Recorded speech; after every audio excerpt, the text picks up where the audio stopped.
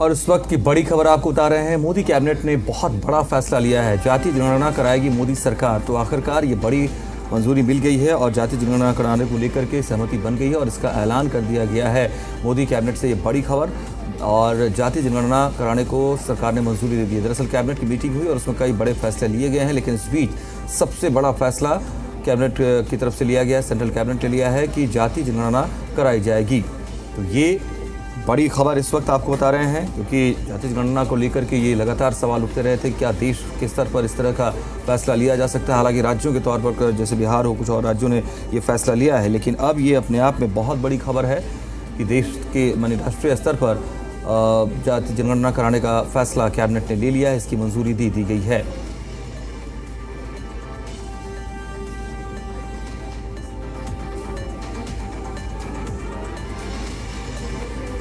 तो बड़ी खबर आपको बता रहे हैं, जाति जनगणना कराने को लेकर मंजूरी कैबिनेट की तरफ से मिल चुकी है और ये फैसला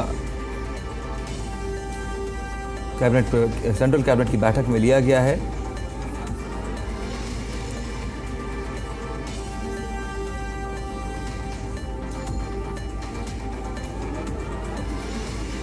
बड़ी खबर ये आपको बता रहे हैं, राष्ट्रीय स्तर पर जनगणना के साथ ही जातीय गिनती को लेकर यह बड़ा फैसला लिया गया है।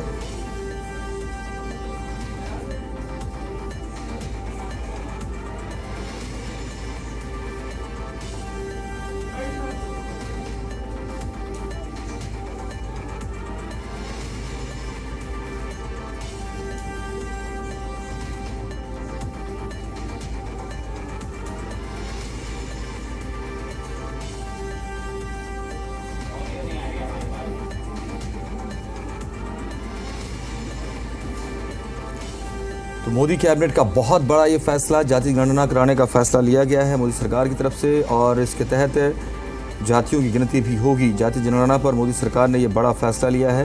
इसको लेकर के सियासत भी होती रही थी पहले भी, लेकिन आखिरकार केंद्र सरकार ने इसको मंजूरी दे दी है और देश में जाति जनगणना कराने की मंजूरी मिल गई है। तो ये बड़ी खबर इस वक्त आपको बता रहे हैं, मोदी सरकार का कैबिनेट का ये सबसे महत्वपूर्ण फैसला इस वक्त।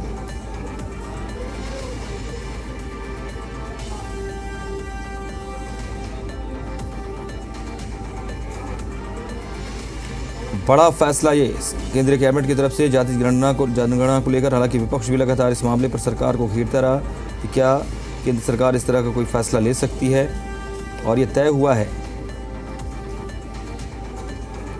कि जाति जनगणना कराई जाएगी। बहुत महत्वपूर्ण ये खबर। और इस वक्त हमारे साथ बीजेपी सांसद प्रवीण खंडेलवाल जी जुड़ रहे हैं, क्योंकि ये बहुत बड़ा और ऐतिहासिक भी फैसला माना जाएगा। प्रवीण जी, बहुत स्वागत है आपका जी मीडिया पर। जी धन्यवाद। ये फैसला लेना मतलब विपक्ष और सवाल उठा सकता है, आप लोग जानते हैं इस स्थिति में, और चुनाव का माहौल भी इस वक्त अन्य राज्यों के तौर पर हम देखें देश में, तो कैसे ये फैसला लेना संभव हो पाया? देखिए, विपक्ष का तो काम है सवाल उठाना, और सवाल वो उठाना जिनका कोई आधार नहीं है, तर्क नहीं है। लेकिन कैबिनेट कमेटी ने आज पूरी कैबिनेट में जो निर्णय लिया कि जो मूल जनगणना है उसमें कास्ट की जनगणना होगी, तो ये कहीं ना कहीं हमारे भारत के सांस्कृतिक और बाकी आर्थिक फैब्रिक को मजबूत करेगा। और जनगणना से समझ में आएगा कि कौन से कमजोर क्षेत्र हैं जिन पर ज्यादा ध्यान देने की जरूरत है। लेकिन प्रवीण जी, आपको लगता नहीं है कि चूंकि एक तो जहां सब कास्ट या और छोटी कास्ट है उसके लोग उसको लेकर के लगातार आपको चिट्ठियां लिखी जाती रही हैं केंद्र को, कांग्रेस की तरफ से खास करके कि इनको आरक्षण दे दीजिए, आरक्षण बढ़ा दीजिए, और अब आप कह रहे हैं कि जाति जनगणना के आधार पर हम आर्थिक स्थिति को तय करेंगे, हमें सहूलियत मिलेगी।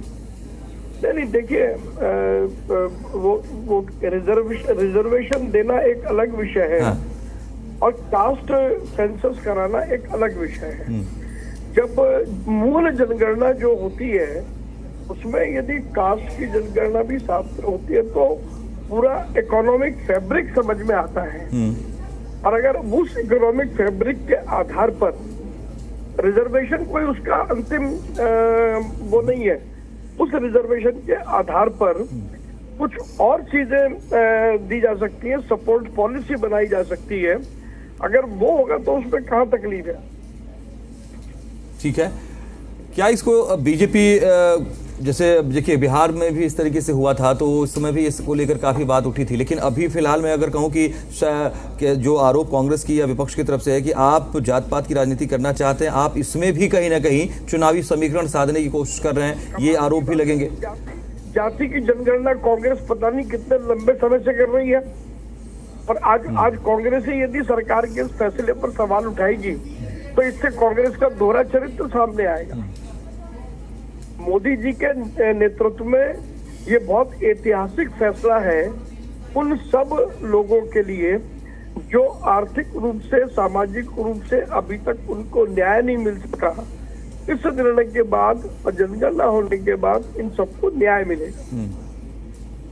लेकिन सवाल यही तो है ना कि आप जिस तरीके से जातियों की गणना की भी स्थिति ला रहे हैं इस कास्ट सेंसस में, सवाल इसी को लेकर इसी को लेकर लगातार रहा है। देखिए, मैंने जैसे पहले कहा कि आप कितना ही अच्छा काम कर रहे हैं, अपोजिशन डिसग्रंटेड अपोजिशन है, डिस्ट्रेस्ड अपोजिशन है, ये बिना मतलब के प्रश्न खड़े करेंगे। बिना मतलब के प्रश्न खड़े करने का कोई औचित्य नहीं है। खंडेलवाल जी, आप हमारे साथ रहिएगा, हम चाहेंगे। हमारे साथ हिसार से कांग्रेस सांसद हैं जयप्रकाश जी, वो भी हमारे साथ है। जयप्रकाश जी, बहुत स्वागत है आपका जी मीडिया पर। और केंद्र सरकार ने एक बड़ा फैसला ले ही लिया, आप लोग भी डिमांड कर ही रहे थे कि आप जाति जनगणना कराइए, हालांकि इसमें जाति जनगणना को भी जोड़ दिया गया है। देखिए, आज ये सिद्ध हो गया कि जो केंद्र की सरकार 11 साल से हरियाणा प्रदेश की सत्ता पे काबिज है, इन्होंने वही कार्य किए हैं जिनका पहले विरोध किया कांग्रेस ने जो किए थे। आपको मैं याद दिला देना चाहता हूँ, और आपके चैनल के या आपके जो जी न्यूज को जो लोग देख रहे हैं मैं उनको बताना चाहता हूँ, देश में आधार कौन लेके आया? कांग्रेस पार्टी। देश में आरटीआई का कानून कौन लेके आया? Right to work, right to food, NREGA, ये जितने भी हैं, जीएसटी, ये बीजेपी ने लेके आई, कांग्रेस लेके आई। उस वक्त ये विरोध करते रहे, और जब सरकार बनी सारी चीजों को लागू कर दिया, क्योंकि कांग्रेस पार्टी इंडिया गठबंधन की जो मांग थी, मैं पार्लियामेंट में भी सुनता रहा 8 महीने से, बीजेपी विरोध कर रही थी, इंडिया गठबंधन मांग कर रहा था। अच्छा है, देर आए दुरुस्त आए, बात विपक्ष की माननी है, बात सही थी। ये भी कहना चाहिए केंद्र सरकार ने कि हम लोग गलती पे थे। ठीक है, तो इस फैसले का स्वागत आप करते हैं, और आप कह रहे हैं कि ये लेकिन आपकी पहल है। हाँ, पहल सारी हमारी है, आधार की भी हमारी है, प्रवीण खंडेलवाल जी सारे कांग्रेस पार्टी के हैं। कुछ फैसलों का जिक्र जयप्रकाश जी भी कर रहे हैं, लेकिन आप लगातार कह रहे हैं कि मोदी सरकार जो है वो लगातार कठोर फैसले ले रही है जो पहले की सरकारें नहीं ले पाई, क्रेडिट उनको चला गया। प्रवीण जी आप हैं हमारे साथ? प्रवीण कैसे आएगा, कठोर फैसला लिया इन्होंने। नहीं, एक बार कंफर्म तो होने दीजिए जी।